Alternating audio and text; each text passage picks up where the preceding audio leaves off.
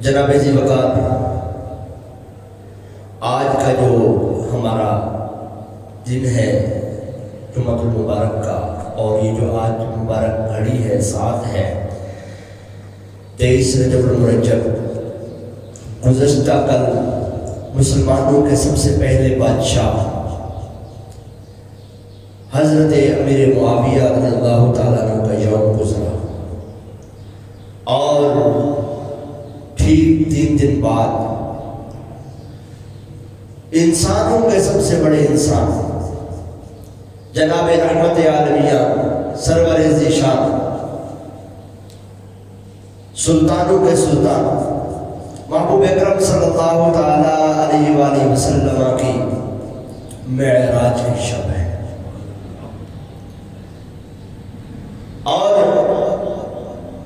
اگر ہم اس کو دیکھیں کہ تمام معجزات، تمام انبیاء کرام علیہ السلام کو دیے گئے معجزات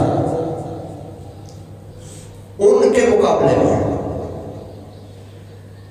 اور مصطفیٰ جان رحمت صلی اللہ تعالی علیہ وسلم کو دیے گئے معجزات ان کے مقابلے میں سب سے بڑا معجزہ یہ ہے کہ مصطفیٰ جان رحمت صلی اللہ تعالی علیہ وسلم نے معراج کا سفر کیا ہے۔ اور ایسا معجزہ، اور معجزہ ہوتا کس لیے ہے؟ بنیادی بات، معجزہ ہوتا اس لیے ہے تاکہ اس نبی کے دور میں کوئی بھی سب سے بڑا کام کرنے والا بھی وہ کام نہ کر سکتا ہو جو نبی کر جائے۔ معجزہ اس لیے ہوتا ہے تاکہ وہ عاجز کر دے۔ کس کو عاجز کر دے؟ جو منکر ہے اس کو عاجز کر دے، اور جو ماننے والا ہے اس کو تسکین دے دے، تسلی دے دے، اطمینان دلا دے۔ معجزہ اس لیے ہوتا ہے۔ اور مصطفیٰ جان رحمت صلی اللہ تعالی علیہ وسلم کا جو معجزہ ہے وہ تمام معجزوں سے بڑا، اعلیٰ، عرفہ اور ایسا معجزہ ہے جو رہتی دنیا تک اس کو عاجز نہیں کیا جا سکتا۔ آج انسان نے راکٹ بنا لیا ہے، آج انسان نے جہاز بنا لیے ہیں، آج انسان گھنٹوں کا سفر سیکنڈوں میں کر رہا ہے، لیکن سیکنڈوں کا سفر سیکنڈوں میں کرنے کے لیے اس کے پاس سکت نہیں ہے۔ مصطفیٰ جان رحمت صلی اللہ تعالی علیہ وسلم کا سفر دیکھیے کہ آپ نے اپنا سفر ایسے وقت میں کیا، اور اتنے وقت میں کیا کہ بستر بھی گرم تھا، کنڈی بھی ہل رہی تھی، اور واپس بھی آ رہی تھی۔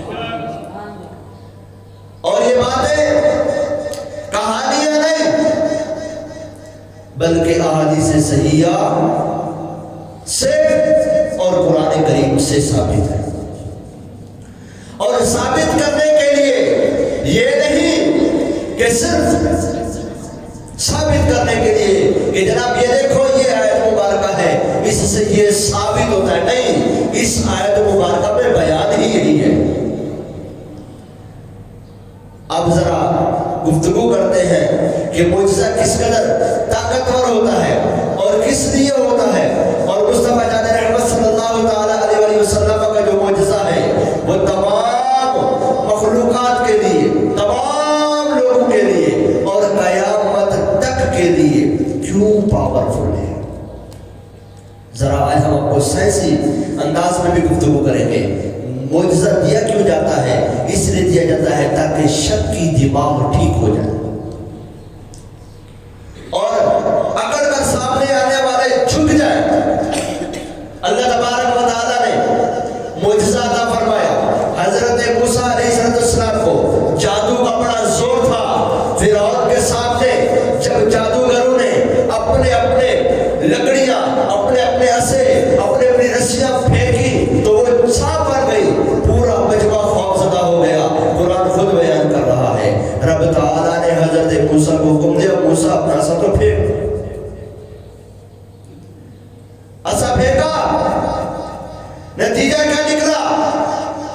نتیجہ یہ نکلا کہ وہ عصا اژدہا بن کر ان سب کے سب سانپوں کو نکل گیا اور پھر واپس ویسی حالت پر آ گئے جیسے لکڑی تھی۔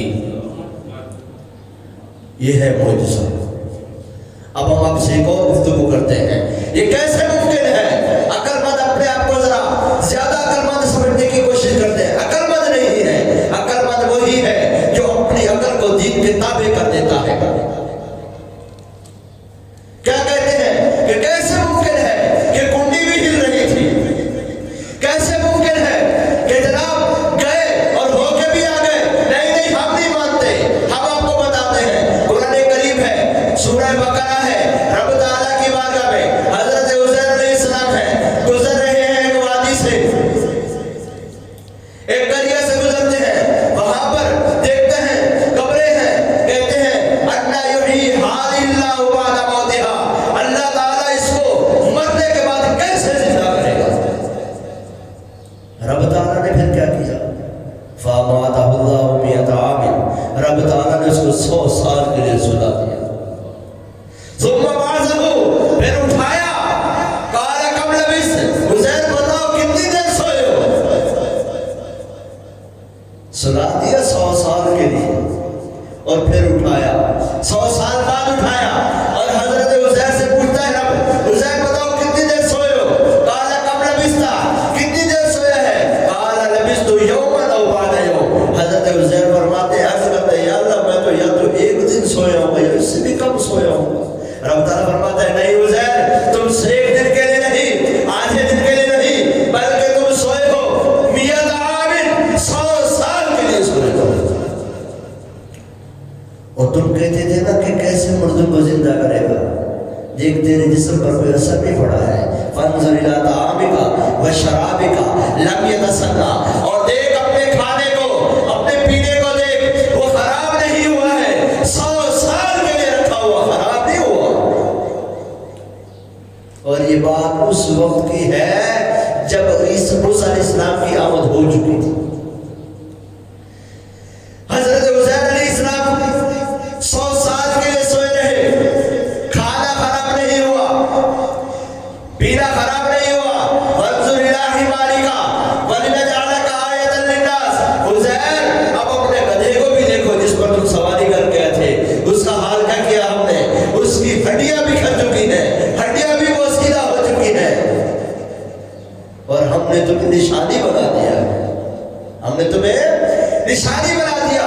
100 سال کے عرصے کو رب تعالیٰ نے حضرت عزیر علیہ السلام کے لیے ایسے سمیٹا گویا کہ ایک دن یا اس سے بھی آدھا، اتنی دیر سوئے رہے۔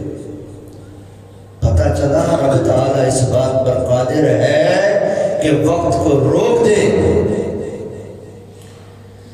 حرکت وقت کو روک دے، اس بات پر بھی قادر ہے کہ جس کے ساتھ یہ معاملہ کر رہا ہو اس کو احساس بھی نہ ہو کہ کتنے وقت کے لیے رکا ہے، اور وہ سب کچھ دیکھ رہا ہو۔ حضرت عزیر کے لیے وقت رک گیا، کھانے کے لیے وقت رک گیا، کھانا خراب نہیں ہوا، لیکن وہ گدھا تھا کہ سب مٹ گئے۔ رب تعالیٰ نے پھر اس کو زندہ کیا، وہ کان جھاڑتا ہوا کھڑا ہو گیا۔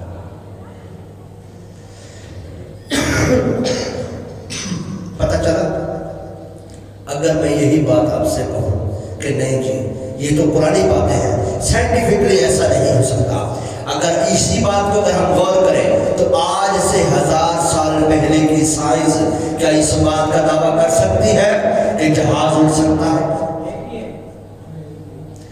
آج سے 1000 سال پہلے کی سائنس یہ دعویٰ کر سکتی ہے کہ راکٹ بن سکتا ہے؟ آج سے 1000 سال پہلے کی سائنس یہ دعویٰ کر سکتی ہے کہ جناب والا ایٹمی بم بن سکتا ہے؟ شاید ایٹم کی سوچ تک نہ ہو۔ پتہ یہ چلا قادر مطلق کو سب پتہ ہے جب ہی وہ کرتا ہے۔ آج راکٹ بن رہے ہیں، ہائپر سونک بن رہے ہیں، کل کو ہو سکتا ہے کچھ اور آگے چلے جائے۔ روشنی کی جو رفتار ہے نا 3,60,000 یا 3,80,000، किलोमीटर पर सेकंड है। आइंस्टाइन कहता है इतनी स्पीड में कोई चीज चल नहीं सकती। वजह क्या है? क्यों कहते हैं तू इस तरह?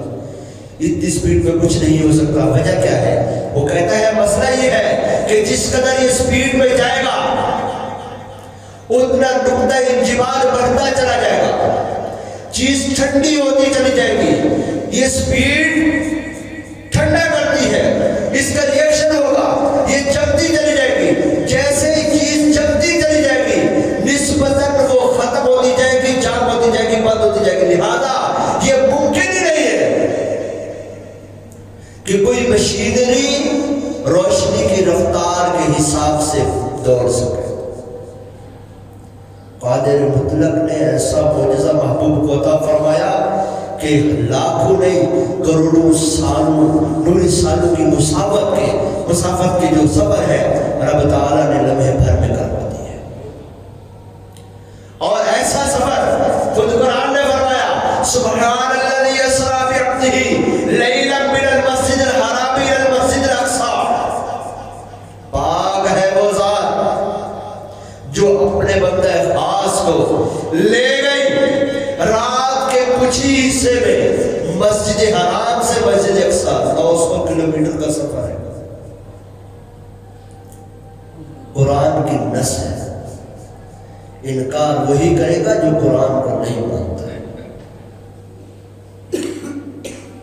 इनकार वही करेगा जिसकी तबीयत में ईमान नहीं है। कुरान कह रहा है कि रब ताला